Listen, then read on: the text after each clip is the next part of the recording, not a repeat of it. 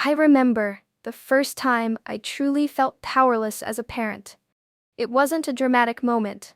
There was no emergency, no danger, just spilled milk on the floor, a raised voice that escaped my mouth before my brain could catch up, and a small child standing completely still, eyes wide, body frozen, breath shallow.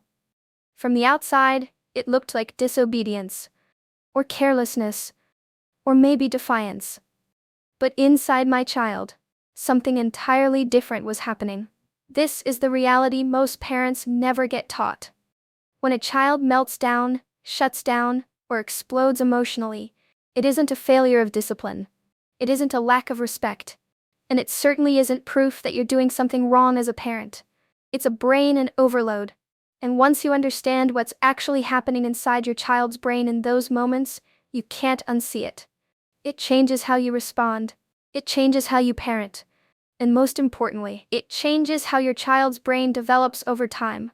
When a child experiences a tantrum, their nervous system isn't misbehaving, it's protecting them. The emotional center of the brain, known as the limbic system, takes control. Stress hormones like cortisol and adrenaline flood the body. Heart rate increases, muscles tense, breathing becomes fast and shallow, vision narrows. At the same time, the prefrontal cortex, the part of the brain responsible for reasoning, impulse control, understanding consequences, and learning, goes offline. This isn't theory, it's neuroscience. A frightened brain cannot learn. So when we raise our voice, threaten consequences, lecture, or demand logic during a tantrum, we are speaking to a part of the brain that is not available. The child isn't choosing to ignore us. They physically cannot access the skills we're asking for. In that moment, your child isn't thinking, I should behave better next time. They're thinking, am I safe? Am I in trouble? Does my parent still love me? Like I talked about in the last video, the spilled milk stops being about milk. It becomes about safety and connection. This is where many parents feel confused and frustrated. We try harder. We become stricter. We increase consequences. And yet the behavior doesn't improve. It often gets worse. Over time, when punishment becomes the primary response to mistakes, children don't learn responsibility. They learn fear. They learn to hide. The broken toy gets pushed under the bed. The bad grade stays buried in the backpack. The friendship problem never gets mentioned. Not because children are dishonest, but because honesty has become unsafe.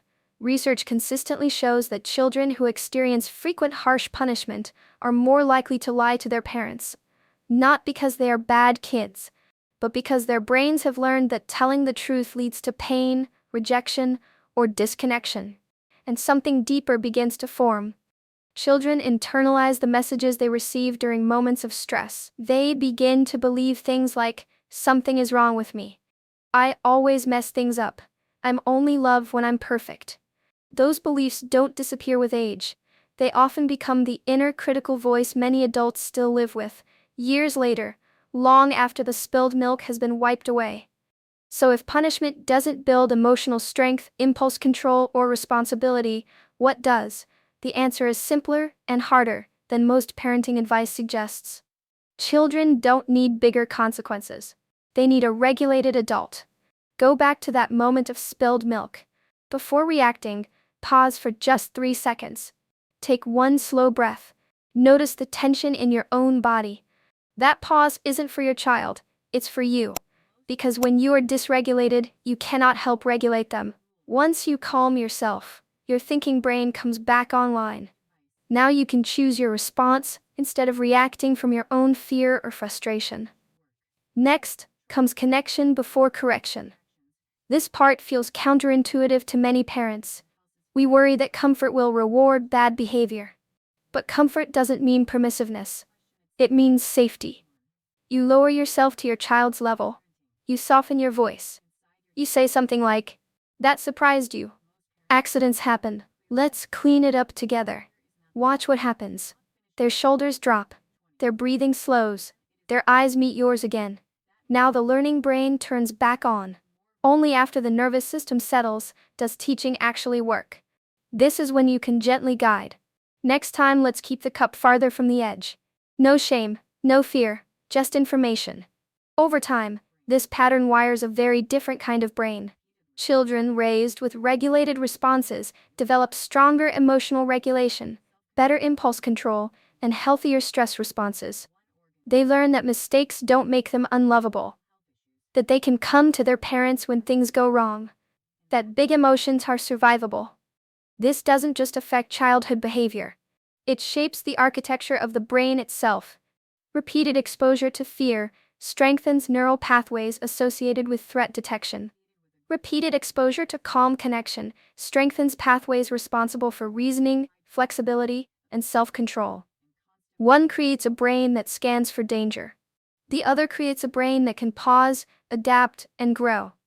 And here's something many parents need to hear: you do not need to respond perfectly every time. Repair matters more than perfection. If you lose your cool, you can come back and say, "I got overwhelmed earlier. I'm sorry. Let's try again." That repair teaches your child that relationships can recover, and that mistakes don't break connection. Tantrums are not signs that your child is broken. They are signs that their brain is still under construction. Every time you choose calm over fear, presence over control, connection over punishment, you are doing far more than stopping a meltdown in the moment. You are wiring a brain that can handle life.